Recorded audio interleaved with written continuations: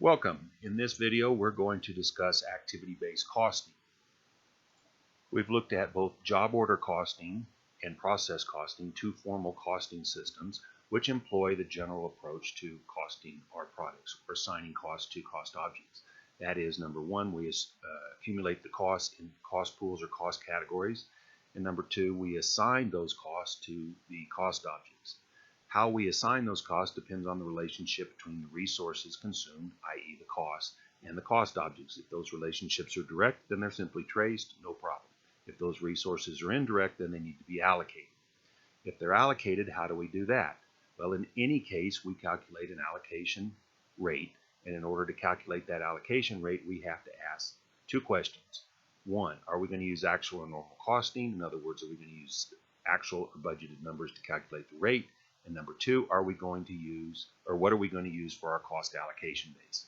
In Chapter 4, when we looked at job order costing, we looked at it traditionally. So traditionally, in a job shop, we've used some measure of production volume, such as direct labor hours, machine hours, so forth and so on, as our cost allocation base. So I refer to this as a volume-based costing system. In other words, we're allocating costs based on production, some measure of production volume. Likewise, in Chapter 5, when we looked at process costing, that was also a volume-based costing system. The cost allocation base we used was equivalent units, and equivalent units are simply output expressed in terms. Equivalent units is not completed work. Equivalent units is production that is partially completed, expressed in terms of production that is 100% completed. Now, while production volume undoubtedly drives a lot of manufacturing resource consumption, it doesn't drive all of it. And this is what is illustrated when we start talking about activity-based costing, the idea that other types of activities can drive the consumption of manufacturing resources or of resources in general. Now, we only apply activity-based costing to a job costing scenario, not a process costing scenario. Why is that? Well, the reason is because in a job shop, we're making a lot of different products which make different demands on resources, whereas in a flow shop where we use process costing, our products are identical. So the resource consumption associated with any given product is going to be exactly the same. Now, this is significant because what this means is in a job shop, we need to accurately capture the demand that different cost objects make on resources because that demand is not the same for all products, whereas in a flow shop, we really don't need to do that because all our products are identical. The best way to understand this is to understand that our allocation rate is an average. An average is a statistical measure which represents some kind of population, and the value of an average is dependent upon how much variance there is in that population. To illustrate this point, let's assume that I gave everybody in this class the average grade for the class, irrespective of how well a given student had performed.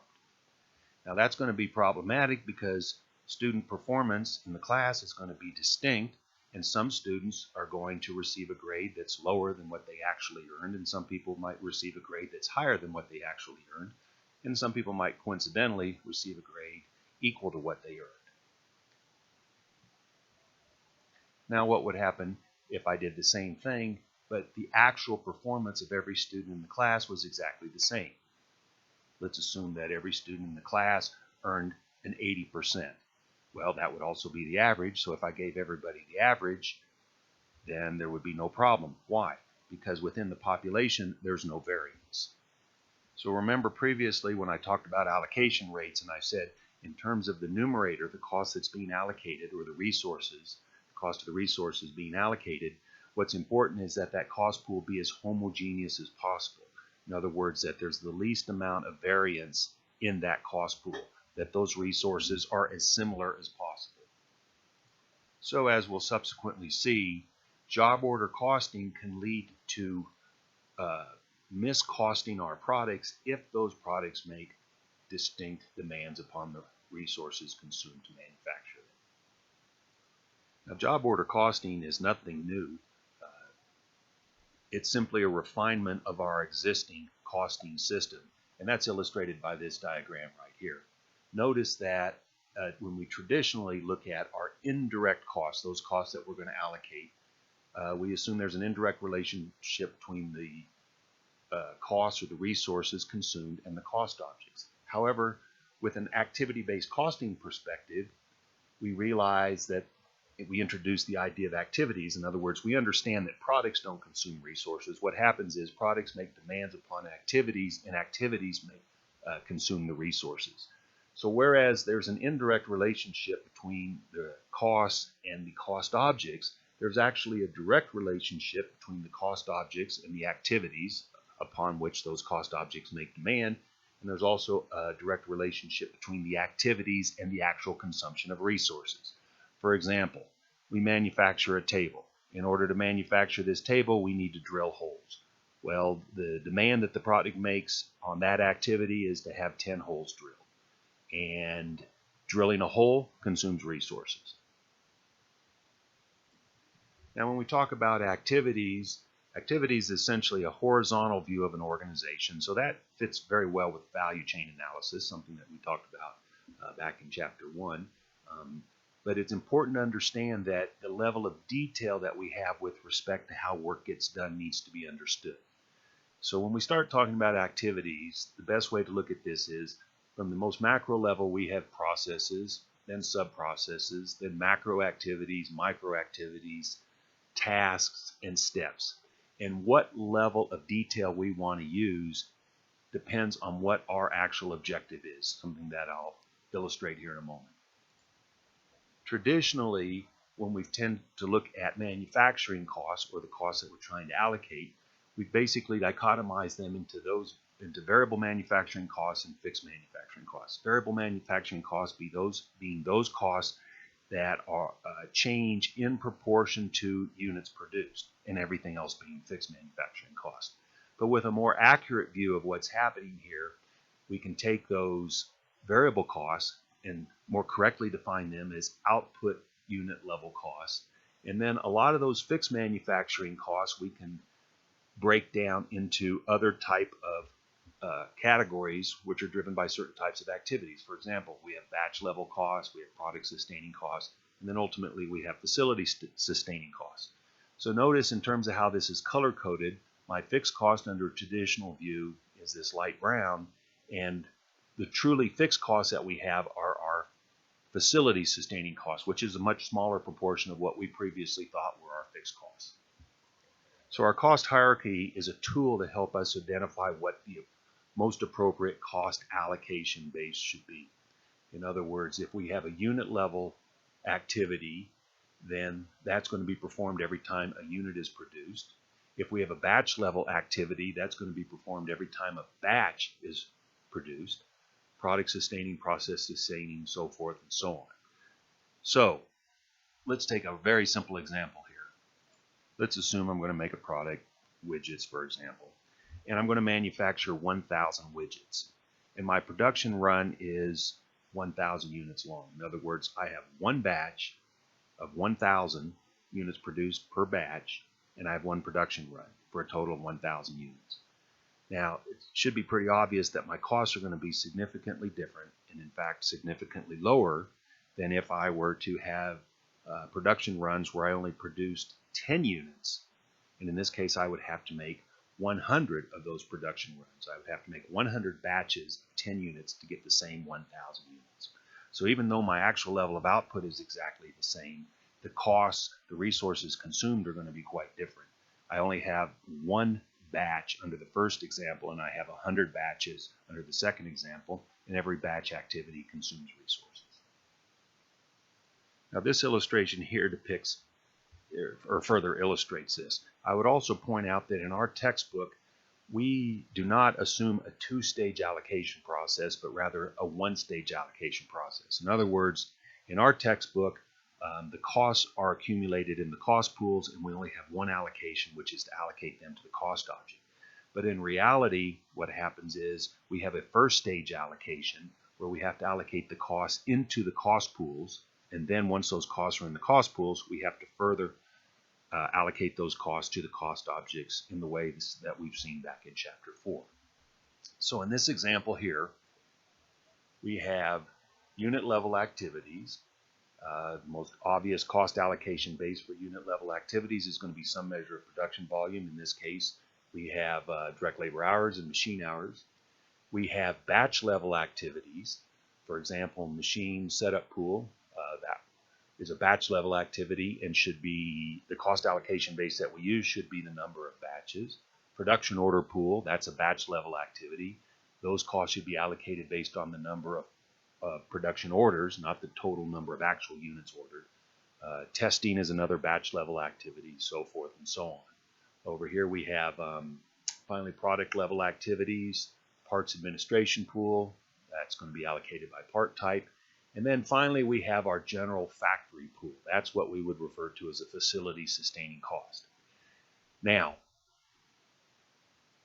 I take tremendous issue with the idea of allocating your truly fixed facility sustaining cost using some measures such as machine hours. And I'd like you to think about that, and later on when we work through an illustration, it should become apparent why that is not a good idea. So it's pretty amazing. I actually pulled this illustration out of another textbook, which has been in production. I think it's in this 15th, 16th, 17th edition, and I was pretty amazed that there would be a conceptual mistake like this. But anyway. So as we commented earlier, the problem with volume-based costing is if we have products that make different demands on our products. So volume-based costing is not a problem at all in a flow shop because our products are identical. However, in a job shop, what can happen is we can have highly distinctive products. And those products make different demands on our products, and we need to capture that demand.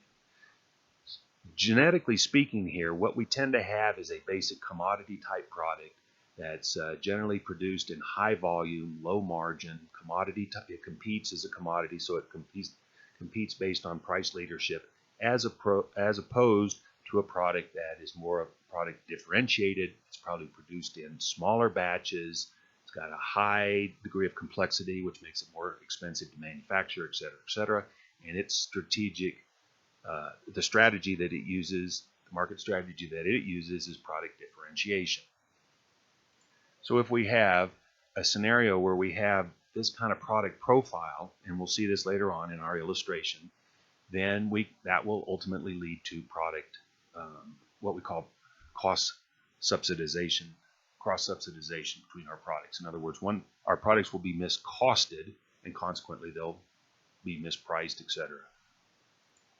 This is the famous activity-based costing or activity-based management cross. And what's important to this is really a very useful little diagram. The vertical view is what we're talking about right now, trying to capture resource consumption or assigning cost to cost objects. That's the cost view. So what do we have here? We have the resources that are used to do the work. We have activities. That's how we actually do the work. And then we have the objects of the work or the result of the work, which are the cost objects, most typically the products.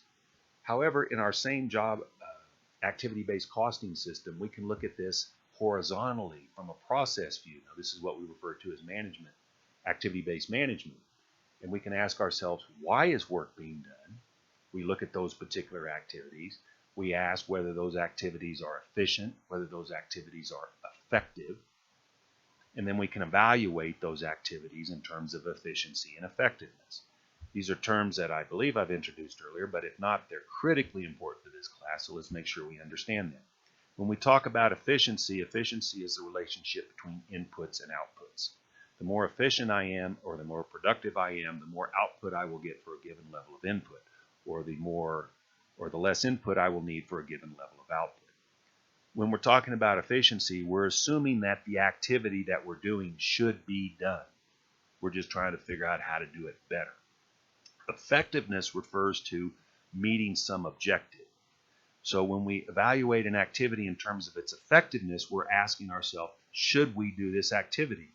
Does it add value? Because that's generally why we engage in activities in a business sense.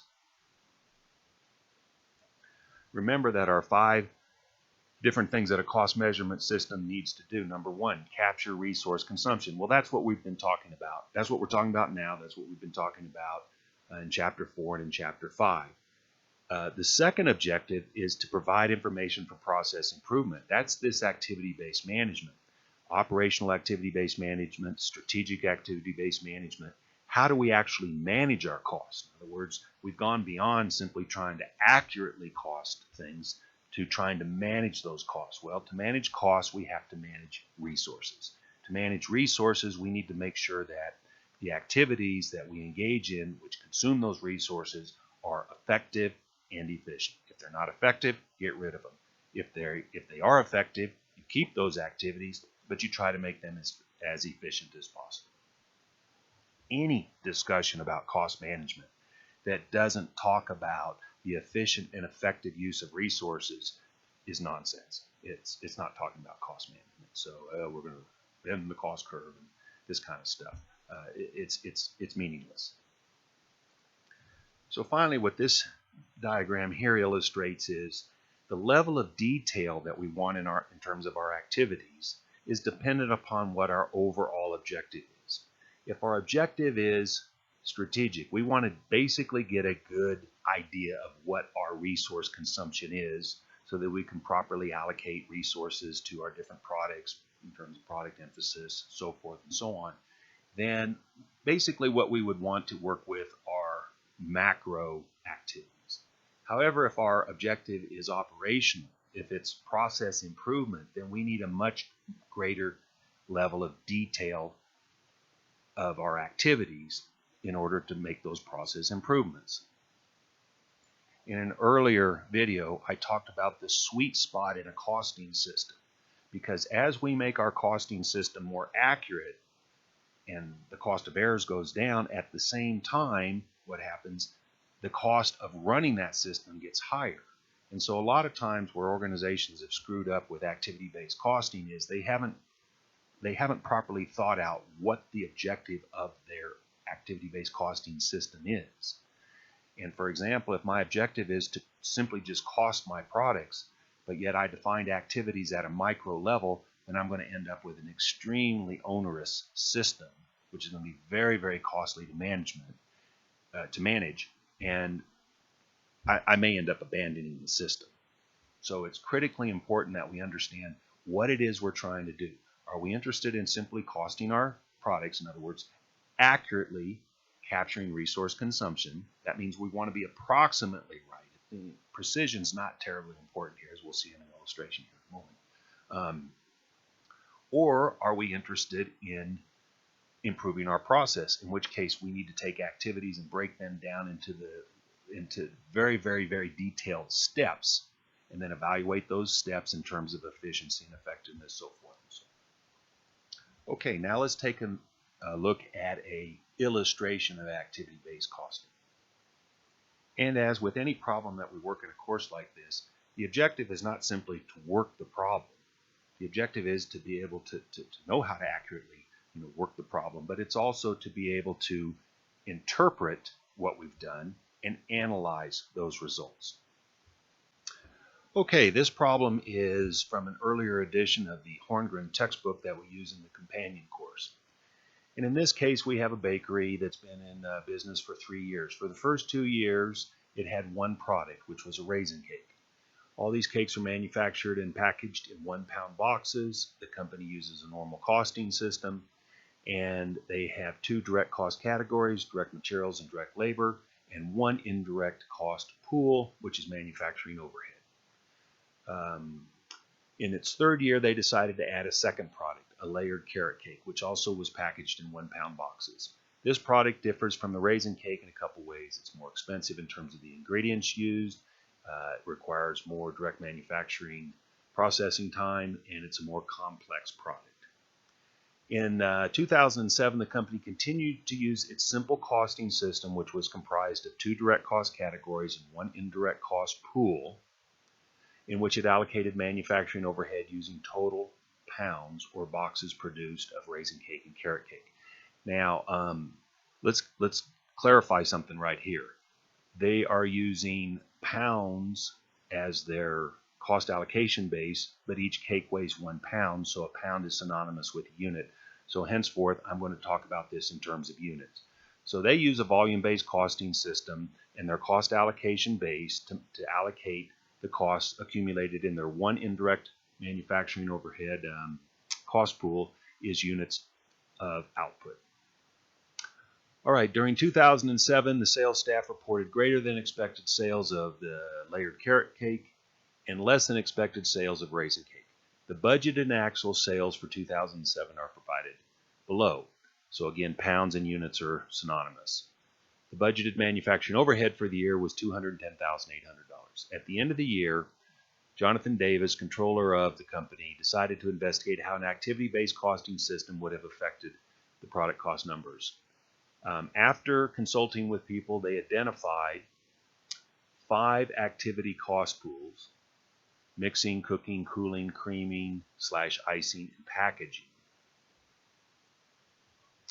And they also identified what the demand was made on each of those different types of activities.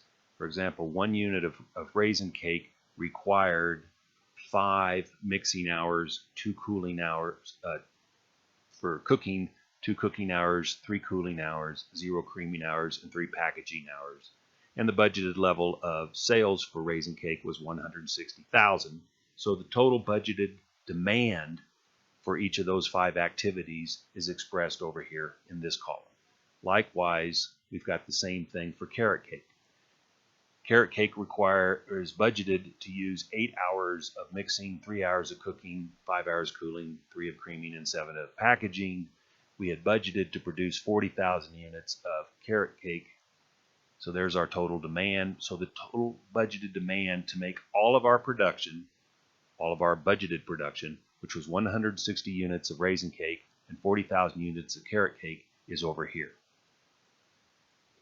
So what we've done here is we've determined what the denominator amounts will be for each of our 5 different cost pools.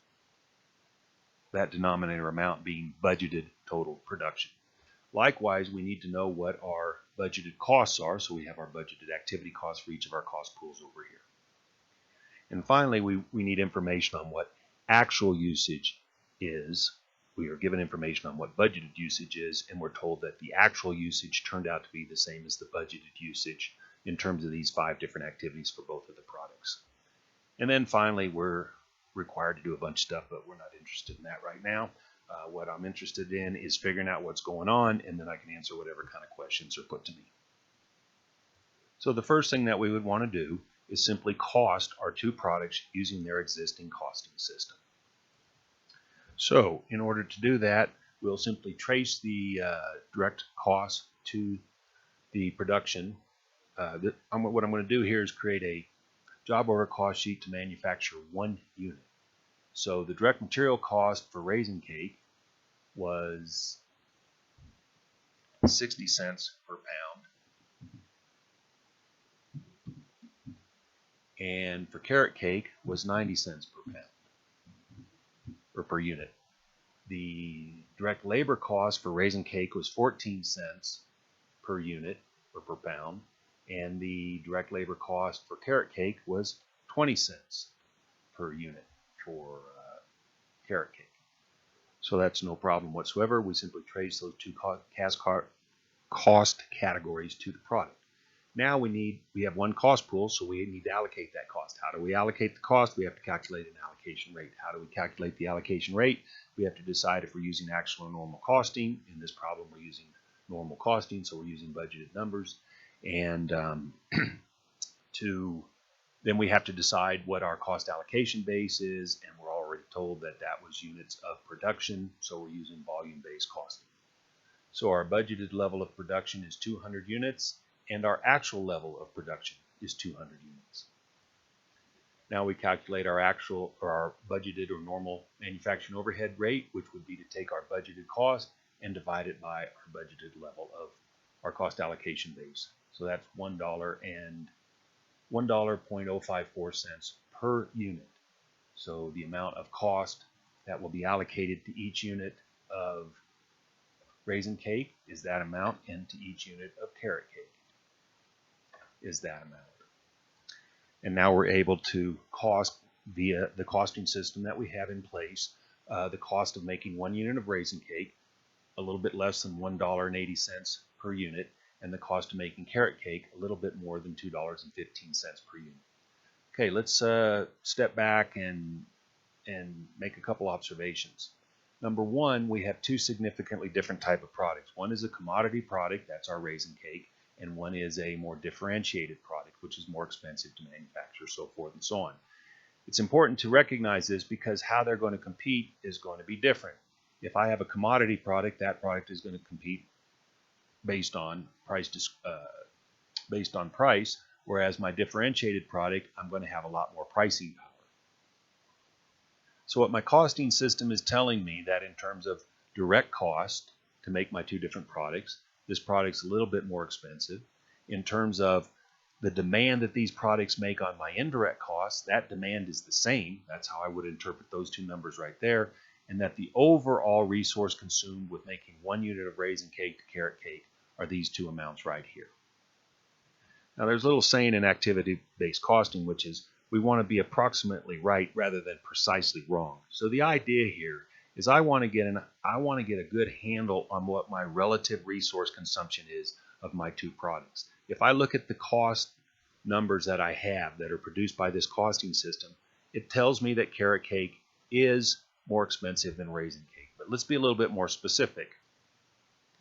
If my costing system tells me that it takes approximately $1.80 to make a unit of raisin cake and approximately $2.15 to make a unit of carrot cake, then what it's telling me is that my carrot cake is about 20% more expensive to manufacture than is my raisin cake. Okay, now let's ask a question. Why did Jonathan Davis decide to look at his costing system and investigate how an activity-based costing system might impact his numbers? In other words, he didn't just wake up and go, well, I guess let's try to improve our costing system today. What happens is there's some indication that something's not right, which leads you to believe that you may have a problem with your costing system. So what can we look at this point that might suggest to us that we have a problem in our costing system? Well, let's take a look at our budgeted numbers for production of raisin cake and carrot cake and compare that to our actual production and actual demand for those two products. And what do we see? We actually produced and sold twice as many units of carrot cake as we expected to, and considerably less units of raisin cake than we expected to. Now, before we try to analyze whether that's a good or a bad thing, the most important point is something happened that's significantly different than what we thought was going to happen. In other words, our actual product mix was significantly different than what our budgeted product mix was. Now, why might that have happened? Well, I have two distinct type of products that are going to compete in the marketplace in distinct ways. My raisin cake is a commodity product, so it's going to compete on price. And what happened to that product?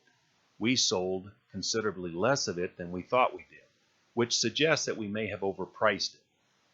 On the other hand, my carrot cake is a differentiated product, which means I've got a lot of pricing power. It doesn't have a lot of direct competition. It's a differentiated product, and we actually sold twice as much of it as we thought we were going to sell. Now, why might that have happened? Well, one reason might have been that we mispriced it. We underpriced it because if we have imperfect competition and downward sloping demand, we can calculate a sales price based on, let's assume 10%. For our raisin cake, that would be $1.97 with a 10% markup over cost, and it'd be $2.37 with a 10% markup over cost. However, our two products compete differently, so with respect to raisin cake, let's assume a 5% markup. That would give us a sales price of $1.88, and let's assume a 20% markup for carrot cake, which would give us $2.58. Now notice with our raisin cake, chances are we're a price taker and not a price setter. Okay, our next step would be to do the same thing, but with our activity-based costing system. So now our cost system has 5 indirect cost pools in the same 2 cost categories. So with respect to direct material and direct labor, nothing has changed. However, with respect to our indirect cost, instead of having the 1 cost pool, we have the 5 cost pools. So our first step would be to calculate our allocation rate. Here we have our budgeted cost for each one of our cost pools. Here we have our budgeted level of activity for each one of the cost drivers or the cost allocation bases of each of those cost pools. And here we have the normal allocation rates for each one of our 5 different cost pools. The next step would be to cost our 2 products using our activity-based costing systems. For our mixing cost,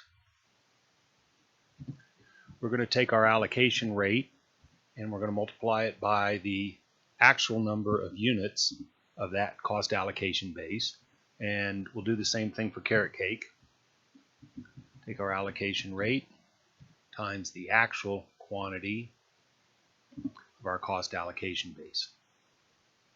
Likewise, we can do the same thing for the other 4 cost pools, which is what we've done right here. So now we have a total for 1 unit, the total indirect manufacturing costs allocated from the 5 different cost pools to 1 unit of raisin cake, and the total indirect manufacturing costs allocated from the 5 cost pools to 1 unit of carrot cake. We can now fully cost each of our 2 products under our activity-based costing system, and that gives us a calculated product cost for raisin cake of $1.52 per unit and a calculated cost of $3.25 per unit. Here are the costs that we had calculated under our volume-based costing system. Here's the cost we calculated under our activity-based costing system. As we previously did, we expressed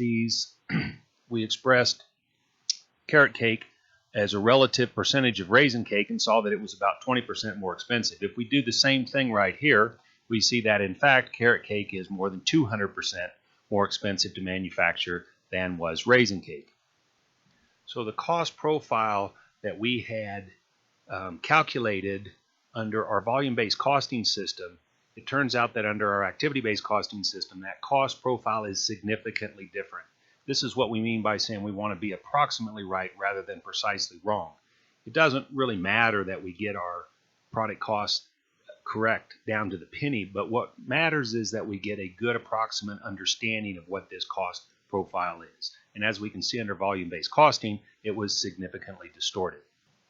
Now, if we look at the sales prices that we had hypothetically calculated before, here we had based a sales price 5% markup on our calculated costs under volume-based costing. That gave us a price for raisin cake of $1.88, and here with a 20% markup on our calculated cost under our volume-based costing system for carrot cake, we calculated a sales price of $2.58. And we see that given our more accurate costs under activity-based costing, we actually have a significant markup under our raisin cake, 36 cents per unit, which instead of being only 5% over cost is close to 24% over cost. When we come over here and we look at carrot cake, what's happened? Well, with carrot cake, we had priced it at $2.58 because we had some pricing power, but in fact it turns out that it actually costs us, or at least our activity-based costing system, which is more accurate, tells us it costs $3.25 per unit to manufacture as opposed to $2.15. So whereas we thought we were making a 20% markup on cost, in fact we're losing 67 cents on every unit that we produce and sell. Now if we come back here and look at our actual sales number, bearing in mind what we've just determined via our activity-based costing system, all of this makes sense. We overpriced our raisin cake, which is a commodity product, which is price sensitive and competes on price, and consequently we lost market share, which is what happened here. In terms of our carrot cake, which is a differentiated product, we underpriced it significantly, and as a consequence of underpricing it, we dramatically increased sales. Now let's refer back to this illustration or this graph that we saw earlier in this video, where I commented that this allocation of your facility sustaining costs was wholly inappropriate. The best way to understand what the appropriate cost allocation base would be, in other words, the cost driver, would be for a given cost pool, would be to say what has to happen in order to avoid that cost. Well, you have to avoid that activity. So for example, if it's a unit level cost, then how do we avoid that cost? We avoid making a unit. If it's a batch level cost, then how do we avoid that cost? By not having that batch activity. If it's a product level cost, how do we avoid that cost? By not having the product. And if it's a facility sustaining cost, how do we avoid that? By not having the facility. So clearly, to allocate any facility sustaining costs, or what they're referring to here as general factory overhead, purely fixed costs based on anything, is inappropriate. So the first point is, why would you ever try to allocate those costs? Because there is no possible way to allocate those costs, because the only way to avoid those costs is to not have the facility. The only reason why you would ever have to allocate those costs is if you were using absorption costing and you were going to use those numbers in the production of your financial statements. So I would ask you, what would be the most appropriate cost allocation base for allocating these costs right here? Now think for a moment about the problem that we just worked, the raisin cake and the carrot cake. And one of the big takeaways from that is that what you want to do, you want your costing system to be approximately right and not approximately wrong. Well, what does that mean? It means that it wants to give you information so that you can accurately understand what your cost profile is of your product portfolio. In other words, what are the relative costs of making my different products? In the previous example that we worked, we originally thought under our volume-based costing system that to make carrot cake was approximately 20% more expensive than to make raisin cake, but that was significantly incorrect. With our activity-based costing system, we saw that it was well over 200% more costly to make carrot cake than it is to make raisin cake. So what happens if we come here and we do something like this to that cost profile? In other words, in this illustration right here, we accurately identify the appropriate cost allocation base for our unit level activities. We allocate those costs subsequently. We accurately identify the appropriate cost allocation base for these different batch activities, and we subsequently allocate those costs. We accurately identify the appropriate cost allocation base for this product level activity, and we allocate that cost. At this point, we should have a pretty reasonably accurate cost profile of what our product is. Ideally, we would stop at this point because there is no proper way to allocate these costs over here, these facility sustaining costs. However, if I were forced to allocate these costs, what I would want to do is allocate them in such a way that it did not distort the cost profile that I had built up prior to that point. In other words, if we go back to our previous example, let's assume we had some facility sustaining costs in the raisin cake and carrot cake example, and we had to allocate those costs. Now, I point out there's no reason that we would have to do that, but assuming that we had to do that, how would we want to allocate those costs? We would want to allocate them in such a way that after we had allocated them, the relative cost of carrot cake to raisin cake had not changed. In other words, that we had not distorted the cost profiles that we had painstakingly built up using our activity-based costing system.